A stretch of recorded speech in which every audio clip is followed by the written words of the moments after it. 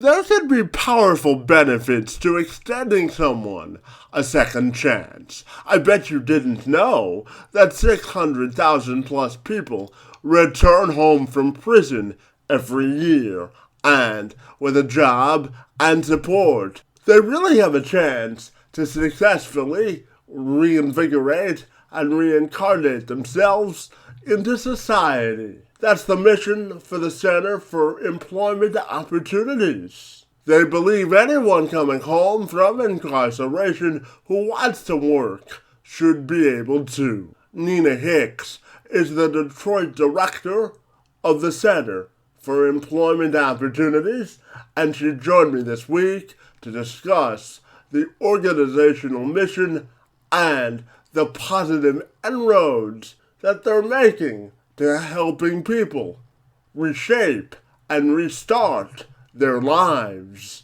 I'm Kevin McShann. Let's have this conversation.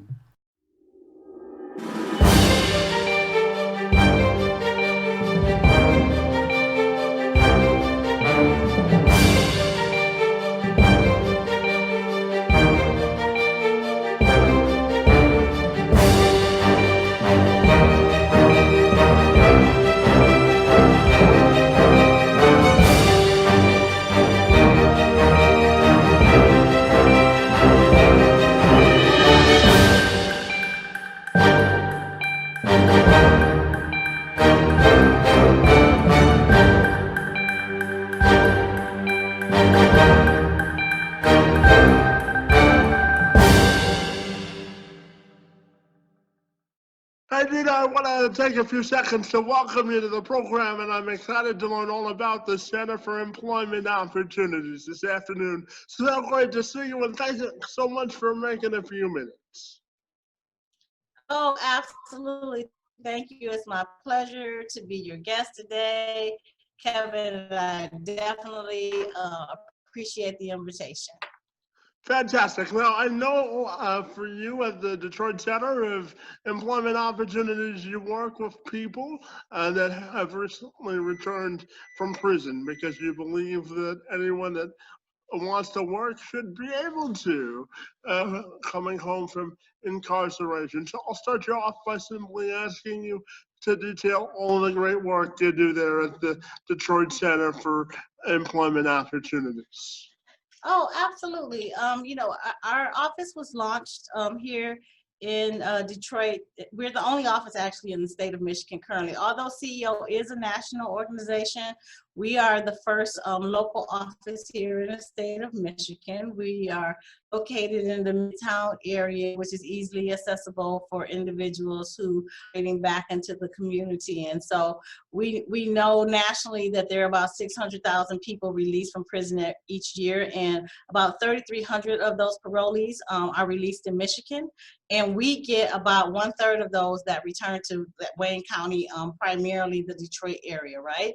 And so our goal since launching in 2018 has been to be a service provider or reentry service provider for those individuals to assist them in getting reintegrated, connecting back to their families, connecting to work, connecting to community resources.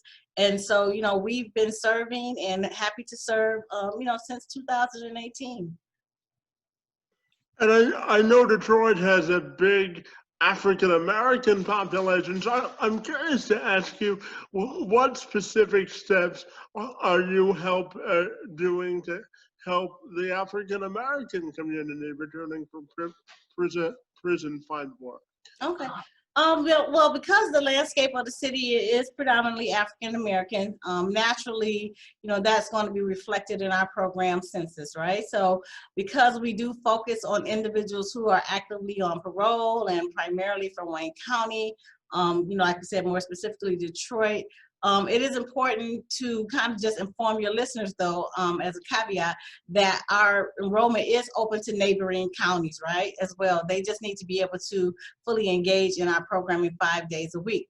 But in terms of, helping, African Americans just kind of get back into the community to really rehabilitate themselves, We have a core model which consists of 4 phases. Specifically, those phases are designed to enable people recently released from incarceration to successfully enter back into the labor force through what we call rapid attachment to employment.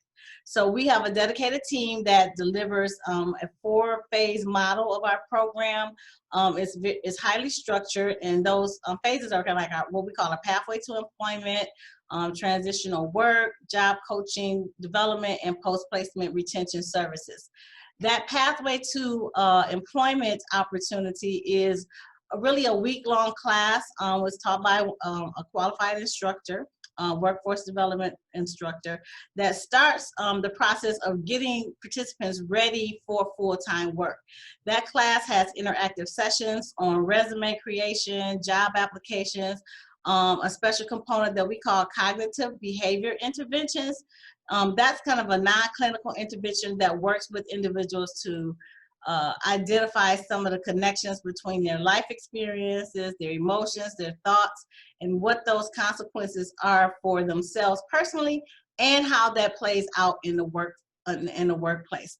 And in that week-long class, we also assist participants with assembling some of the necessary documents to become I-9 compliant. Because a lot of times when they're exiting from the correctional facilities, they may return to an environment where they can't find those vital documents to get them compliant to work. Once they finish that, they work with us immediately. We hire them. We are their employer of record. Immediately after completion of that, we provide some crew-based services for our CEO partners in the community.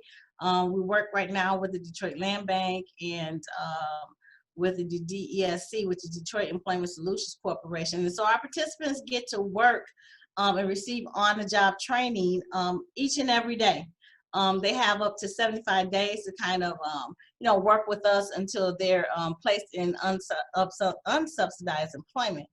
But throughout that process, we're giving them job coaching and development. And so these services, these kind of wraparound and support services that they get really begin to prepare them for, entering back into the world of work. With that job coaching, they really make sure that participants become what we call job start ready, right? By removing any barriers to work, whether it's transportation, whether it's housing, all of that. And so, we conduct mock interviews, we assist again with the resume writing, we do guided job searches, and we also source what we call inclusive hiring organizations that understand participants, and particularly African Americans are a large population of that.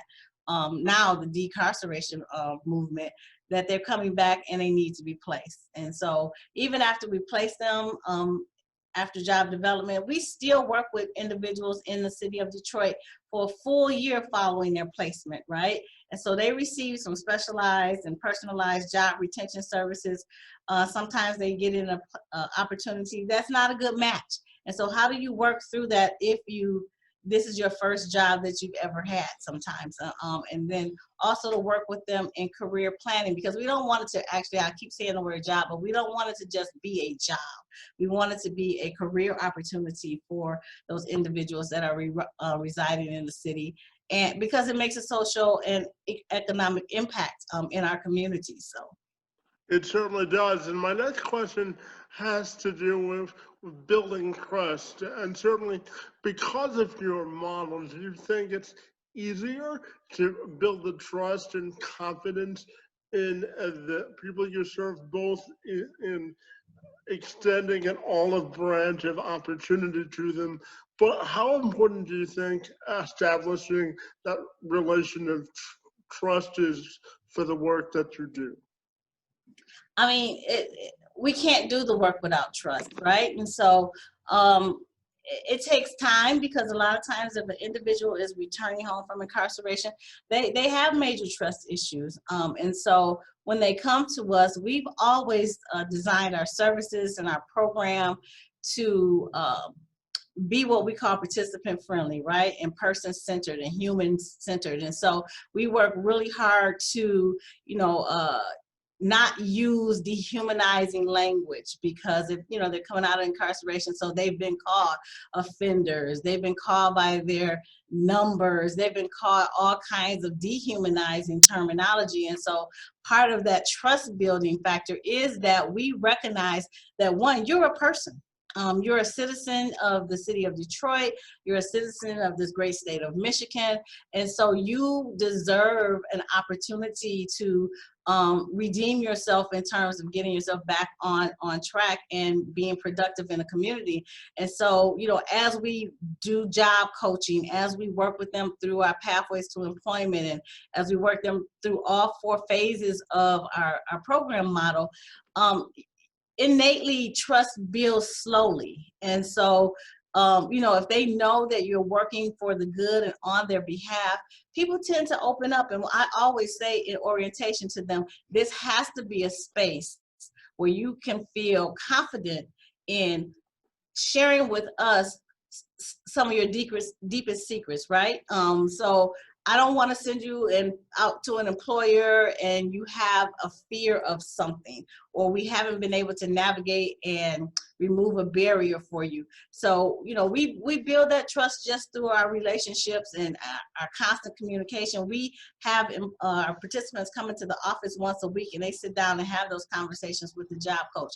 But all of our participants during orientation capture our cell phone numbers, our email numbers. And so anyone in this office, regardless of your role, they can reach out to if they have a problem or concern or a success that they want to share with us. Absolutely. It's all about success stories. And I know that you did a little bit of research on me, and I used to serve as the job developer over here at the YMCA here in Windsor, helping people with disabilities find work. And I know all about creating partnerships with employers. So I'm curious to know what's your method or vision to establish effective partnerships with the employers you work with, because I know you can't do your work without collaboration of employers as well. Right, absolutely. So on staff, we have what we call our business account manager, our BAM / job developer. And so that person's primary role is to contact and source opportunities for participants who've been deemed job start ready. Right. And so after extensively working with the participants, we approach or simultaneously, really, we are approaching employers that we already know have inclusive hiring practices or do second chance hiring. And so we develop a relationship with them to become an employment solution for them. Because now it's difficult to find individuals individuals to work and fill some of the employment gaps that the employers are having. So we're no fee based, employment option for employers. And so they can pull from the myriad of participants that we have that match their skills that's needed for the job. We really do a great job in vetting our participants so that when we match, there is a good fit culturally for a participant and is a good fit culturally for the employer. And so, we do source through cold calling just to find out the backgrounds on available positions that employers have. And then part of our pitch is that, we share with them that, we vetted these individuals. We know they may have a conviction profile, in their background, but because we vetted them and we work intensely with them on, their job readiness skills and all of that, we really put our reputation and our brand behind that participant. And so, as we showcase and present customized resumes to the employers, we really highlight and demonstrate what those skills and credentials are that a participant has. And so, we talk extensively with them about job readiness, training, that in participants' career interests. We actually do personality assessments here just to again, make sure that the skills match, it's a good cultural fit. And we talk about also just a couple benefits that I'm not sure, a lot of employers are not aware of, that's free to them if they have some apprehension about hiring someone with a conviction profile. So one of the things we share with them is about the federal fidelity bonding. And so that provides a no cost fidelity bond for a returning citizen or even a hard to place job applicant, right, who faces the barriers to employment. So an employer can bond an individual for up to $25,000, and it just protects them against any loss of property, due to employee dishonesty, and it just provides a guarantee to that employee that the person hired is going to be an honest worker. The other benefit that we share with hiring individuals who have a conviction profile is the work opportunity tax credit.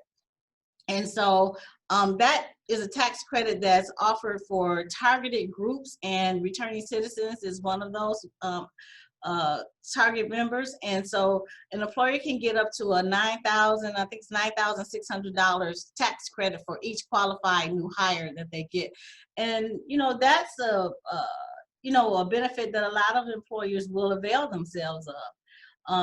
The one thing we do that's unique to CEO or customizable from CEO is that we are in partnership with the Society for Human Resource Management, and we've created like a 10-hour e-learning program to provide education and resources to help inform HR practices to attract and hire and retain individuals that have criminal records. And so that focus is from us to an employer to help them create some organizational strategies around how to advance individuals who have criminal or conviction records, right? Just to help them understand that, how it looks for a person that's re-entering the workforce after incarceration, and how can their organization foster an inclusive, environment. And so those things are important, just to teach the leadership, the organizational leadership, to teach HR representatives and practitioners how to lead, positive social change in terms of impacting, the ability to hire individuals who have a conviction profile. And I'm curious to also ask you about how do you construct resumes with people returning from prison because of the employment gaps that may be on their resumes? And so it's a case by case basis, right? So everybody comes to us initially, and during P2E, we have them complete what we call our resume builder. And so that resume builder starts to have them think about what is it that you did while you were incarcerated that is a marketable or a transferable skill. And so a lot of people worked while they were incarcerated. They may have been porters, they may have worked in food service, a variety of business administration's offices for the correctional facilities. And so it's a matter of, I say, upskilling the language for those jobs and having them be represented in a way that, yes, I did work while I was incarcerated, but if you think about serving food, if you work in the kitchen at the a correctional facility, right, you are actually serving probably 1,000 people a day. So one of the bullet points that I would definitely pull out and put on your resume is, and to quantify that, is to say that. That I served the breakfast line, which consisted of, 1,000 people, per hour, or whatever the case may be. But we try to find those things that can become quantifiable for them, can also identify leadership or marketable skills. And also participants do participate in coursework there. They have training there. There are some kind of lightly modeled apprenticeship programs there. We've had participants who come home with welding certificates. And so those are the things we ask them to bring us to the office, so we have a clear picture of what that looks like while they were incarcerated and how we can use that in resume development and job searching. Absolutely. And I'm also curious to ask you about how you help build confidence or an aha moment in the clients you serve? And then secondarily, I'm wondering what's the best part of the job for you personally?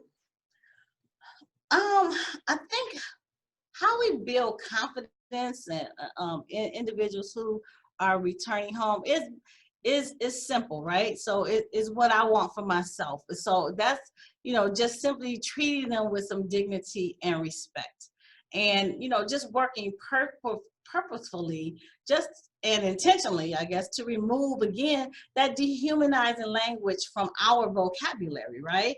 And so I don't want to be called an ex-con. I don't want to be called a felon. I don't want to be called an offender. And so I'm going to make always, and our team makes always the concerted effort, to just kind of erase those things out of our vocabulary. And then we also, speak to our participants about that as well. Like, you're no longer incarcerated. And so that language, you have to just eradicate it from your vocabulary. Just like it was added in, you got to now take it out, right? And stop calling yourself a ex-con or an offender or a felon.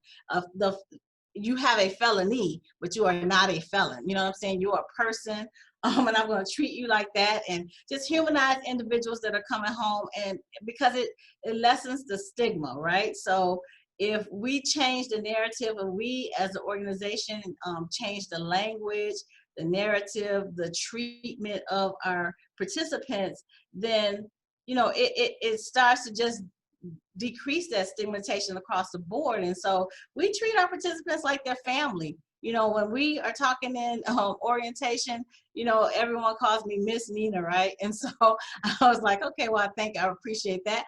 But I'm going to treat you like you're my nephew, or I want to treat you like you're my son, because what I would want for my child, if he or she were returning home from incarceration, is what I want to see for you. So, one of the things in terms of building confidence as well is CEO was very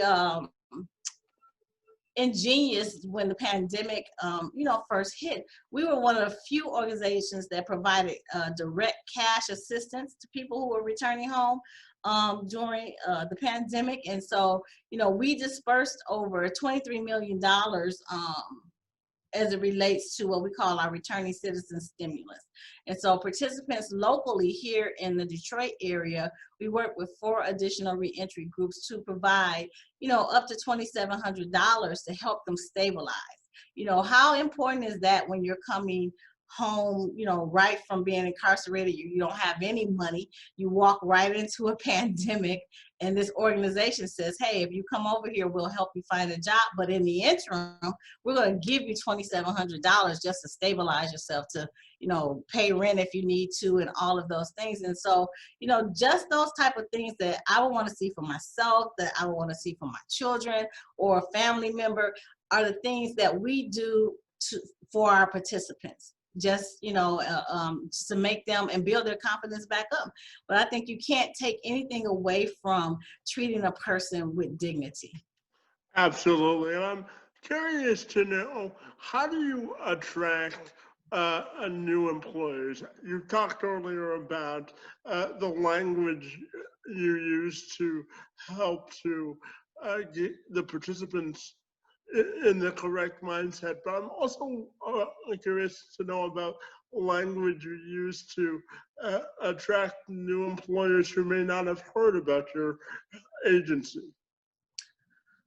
Well, our BAM, again, our business account manager, does a lot of that sourcing and prospecting in the community. We also have business development managers on a national level as well, that come in, and if we're looking to maybe try to get a contract with Amazon, right? So where they try to make those higher level connections for us, to those individuals who will then grant us an audience to do a pitch about our services, because we do two types of placements.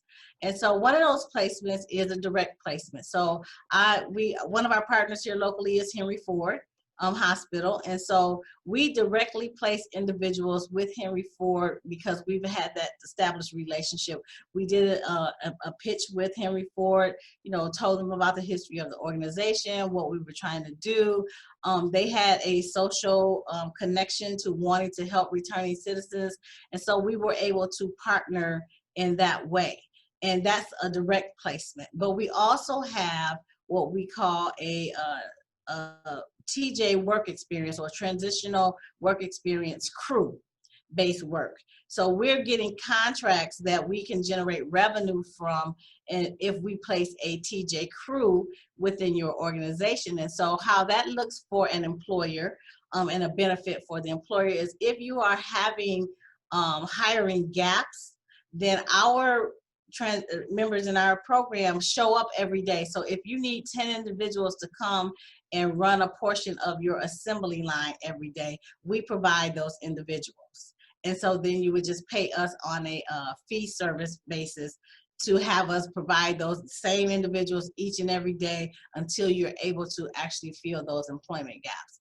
And so it's just a matter of us locally, providing information and pitching to employers about, those options. And then also, our national team comes in to assist us to kind of get a broader opportunity for maybe a larger organization as well. And for anyone who may be wanting or listening to this, who is in a position to hire where you are, what would be your message to employers wanting this about the importance of diversity, inclusion, and equity, and giving an opportunity to the folks that you work with? Well, they're starting to really do some research centered around inclusive hiring practices, right? And so, before it was just so stigmatized to, hire someone who had a conviction profile. And employers, rightfully so, were concerned about liability. But, we have found that when we place an individual with an employer, that employer generally gets a very loyal individual because that person is so thankful for the opportunity, right? And so, will there be issues in the workplace that maybe need mitigating or resolving? Yes, absolutely. No one's perfect, employer or employee. But, just sharing with that employer about the benefits of hiring someone, that fidelity bonding, that work opportunity tax credit, and just the ability to share with them that it's the right thing to do in terms of, broadening your base in terms of diversity. Yes. We don't want to be defined by the worst thing that happened to us in life, right? None of us want that to happen. And so, offering second chances to individuals who are returning home for incarceration, you find a grateful heart. You find a grateful person. And so, part of what's good for me when you say what makes me excited about the work I do, it really is just that. The satisfying part of my job is to watch someone on a redemptive journey and watch that unfold.